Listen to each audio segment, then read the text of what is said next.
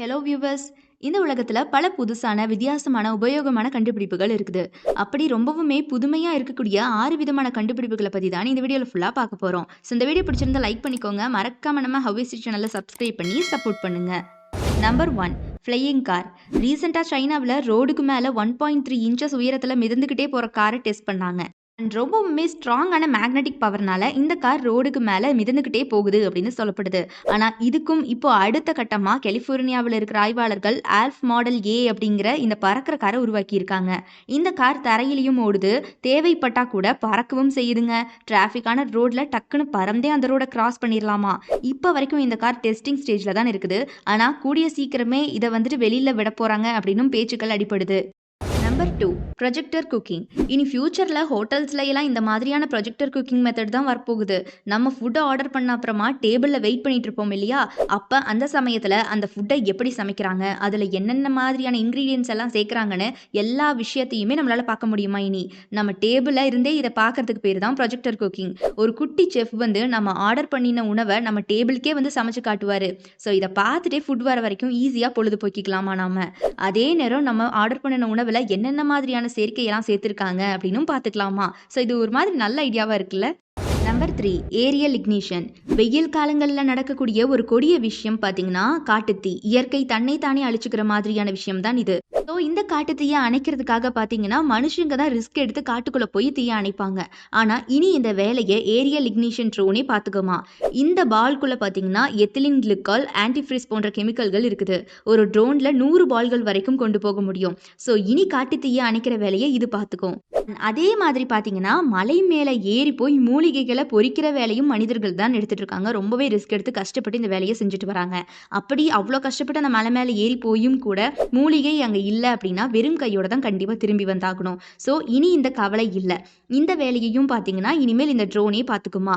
இதில் இருக்கக்கூடிய கேமரா மூலமாக மனுஷங்க மலைக்கு கீழே இருந்தே மலைக்கு மேலே இருக்கக்கூடிய செடிகளை பார்க்க முடியும். தேவைப்படுற மூலிகைகளை ட்ரோனில் இருக்கிற ரொபோட்டிக் ஆர்ம்ஸ் மூலமாகவே பறித்து கீழே கொண்டு வந்துக்கலாமா. அதே மாதிரி இந்த ட்ரோனை வச்சு விதை பந்துகளை தூவி மரங்களையும் வளர்த்துக்கலாமா. ஸோ கரெக்டாக இந்த ட்ரோனில் எந்தெந்த இடத்துல விதை பந்துகளை தூவணும் அப்படின்னு செட் பண்ணிட்டாலே போதும், அந்தந்த இடத்துல இந்த ட்ரோன் விதை பந்துகளை தூவிட்டு வந்துடுமா. எவ்வளோ நல்ல கண்டுபிடிப்பில் இது.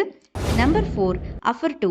இதுவரைக்கும் கண்டுபிடிச்ச ரோபோட்ஸ்க்கு மனிதர்கள் மாதிரியான எந்த விதமான எமோஷன்ஸ் அண்ட் பெயின்ஸுமே கிடையாது இல்லையா. ஆனால் இப்போ ஜப்பான் ஆய்வாளர்கள் கண்டுபிடிச்சிருக்கிற அஃபர் 2ங்கிற இந்த ரோபோட் மனிதர்கள் மாதிரியே எமோஷன்ஸையும் பெயினையும் ஃபேஸ் ரியாக்ஷன்ஸையும் கொடுக்குதுங்க. இப்போ பார்த்தீங்கன்னா சிரிக்கிறது, அழுவுறது, கோவப்படுறதுன்னு சொல்லிட்டு இதனால 113 வகையான எமோஷன்ஸை ஃபேஸில் காட்ட முடியுது. இதுக்கு ஷாக்கை கொடுத்தா வலியை கூட உணர முடியுதுங்க இந்த ரோபோட்டால. ஸோ நல்லா கேட்டுக்கோங்க, இனி ஃபியூச்சரில் யார் மனுஷன் யார் ரோபோட்னே தெரியாத அளவுக்கு நிறைய ரோபோட்ஸு சேல்ஸ்க்கு கொண்டு வர போகிறாங்க. நம்ம எல்லாருமே இனி ஃபியூச்சரில் ரோபோட்ஸ் தான் ஹெல்பர்ஸ், ஃப்ரெண்ட்ஸ் அப்படின்னு சொல்லிட்டு வச்சுக்கணும் போல. Number 5, Volvo ZX. இப்போ ரீசெண்டாக எலான் மஸ்க் ஸ்டேரிங்கே இல்லாமல் முழுக்க ஆட்டோமேட்டிக்காக ஓடுற காரை அறிமுகம் செஞ்சார். இப்போ சைனாவில் கூட நிறைய வாகனங்கள் டிரைவரே இல்லாமல் ஸ்டேரிங்கும் இல்லாமல் பார்த்தீங்கன்னா தானாகவே ஓடிக்கிட்டு இருக்கு.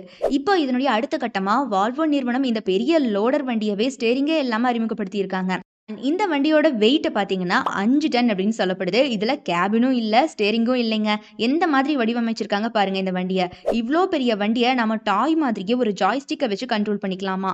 அப்படி அந்த விஷயம் உங்களுக்கு பிடிக்கல அப்படின்னா ஆட்டோமேட்டிக்காக கூட வேலை செய்கிற மாதிரி இதை நீங்கள் செட் பண்ணிக்க முடியும். இது பார்த்தீங்கன்னா பேட்டரியில் ஓடுற வண்டி.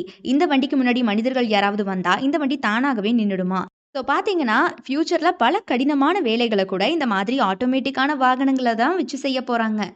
Number 6, helix Neptune. இந்த வண்டி பார்க்க வித்தியாசமாக இருக்குதுல.